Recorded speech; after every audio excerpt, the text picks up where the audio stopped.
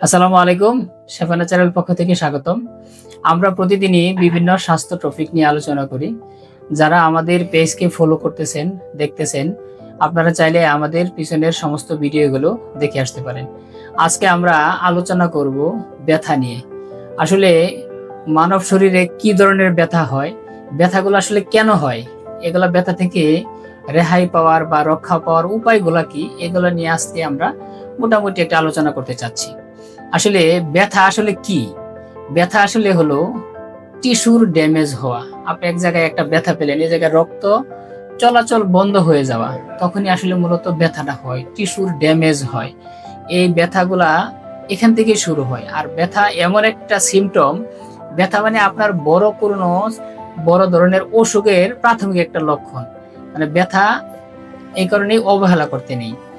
ব্যথা বিভিন্ন ধরনের হয়ে থাকে, যেমন কোমরে ব্যথা হয়, ঘাড়ে ব্যথা হয়, শরীরের ব্যথা হয়, শরীরের কোনো কোনো ছোটখাটো অঙ্গেও ব্যথা হয়। এই ধরনের বিভিন্ন ধরনের ব্যথা হয়। আপনাকে আগে নির্বাচন করতে হবে আপনি কোন ধরনের ব্যথায় ভুগতেছেন। আর ব্যথার ঔষধ যে আমরা সেবন করি, এটা আসলে আমরা নিজের শরীরের ব্যথা সওয়ার যে একটা ক্ষমতা, ব্যথা সহ্য করার যে একটা ক্ষমতা, এই লেভেলটাকে বাড়িয়ে দিই। এই কারণে ডাক্তাররা অনেক সময় সহজে ব্যথার ওষুধ দিতে চায় না। ব্যথার ওষুধ খাওয়াটা আসলে সমাধান না। সমাধান হলো আপনার শরীরকে ওই ব্যথার স্টেজে উন্নত করে দেওয়া। এই কারণে ব্যথার ওষুধ খাওয়ার পূর্বে অবশ্যই গ্যাস্ট্রিকের ওষুধ খেয়ে নিতে হয়। এবং ব্যথার পাশাপাশি যে অন্যান্য ব্যথাগুলো আছে, যেমন মাজা ব্যথা, হাঁটুতে ব্যথা, এই ব্যথাগুলো আসলে কেন হয়? যারা দীর্ঘক্ষণ এক জায়গায় বসে কাজ করেন, ৫-৬ ঘন্টা এক চেয়ারে বসে কাজ করেন, তা এরকম ব্যক্তি যারা আছেন তাদের মাজা ব্যথা হওয়ার সম্ভাবনা 90%। অর্থাৎ যারা অফিসিয়াল জব করেন তাদের এই মাজা ব্যথা হওয়ার সম্ভাবনা 90%। এ থেকে আপনার বাঁচার উপায় আছে, যদি আপনি সেটা ফলো করেন আপনার এটা হবে না। কিভাবে হবে না? তার জন্য আপনি প্রতি ২ ঘন্টা ২.৫ ঘন্টা পর পর আপনাকে উঠতে হবে, হাঁটতে হবে। আপনার শরীরের যে রক্ত সঞ্চালনটা, এটাকে ঠিক রাখতে হবে। আপনি একভাবে বসে আছেন, কিছু কিছু জায়গায় আপনার রক্ত সঞ্চালন হচ্ছে না, এবং এটা যদি আপনি ১-১.৫ ঘন্টা পর পর উঠে নাড়াচাড়া করেন, একটু হাঁটাহাঁটি করেন, তখন আপনার ওই জায়গাগুলো রক্ত সঞ্চালন হবে।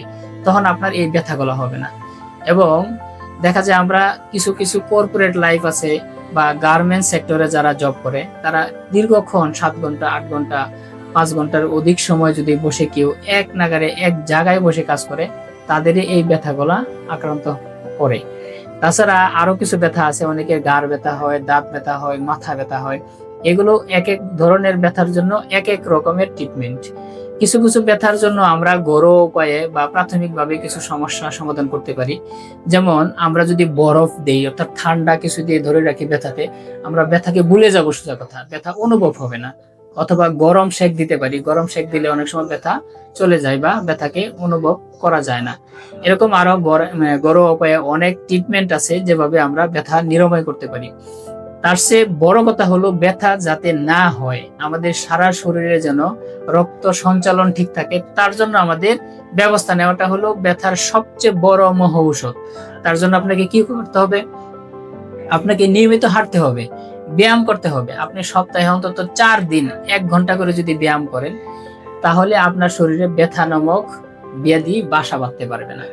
এরকম যদি আমরা শরীরকে বা আমাদের খাদ্যর প্রণালী যদি ঠিক থাকে, আমাদের খাদ্যর যে অভ্যাসটা, এটা যদি সুষম খাদ্য আমরা খাই এবং আমরা যদি হাঁটাচলা করি, ব্যায়াম করি, তাহলে ব্যথা আমাদের হবে না। তাছাড়া একটা বয়স আছে ৪০, ৪৫, ৫০।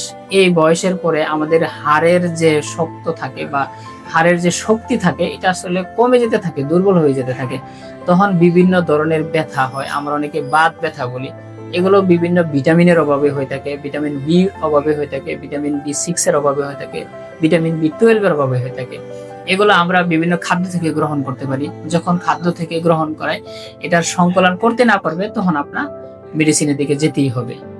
অর্থাৎ ব্যথা থেকে বাঁচার জন্য সবচেয়ে বড় মহৌষধ হলো আপনার খাদ্যর অভ্যাস যদি ঠিক থাকে, আপনার যদি ব্যায়াম ঠিক থাকে, আপনাকে ব্যথা স্পর্শ করতে গেলেও সময় লাগবে। ধন্যবাদ।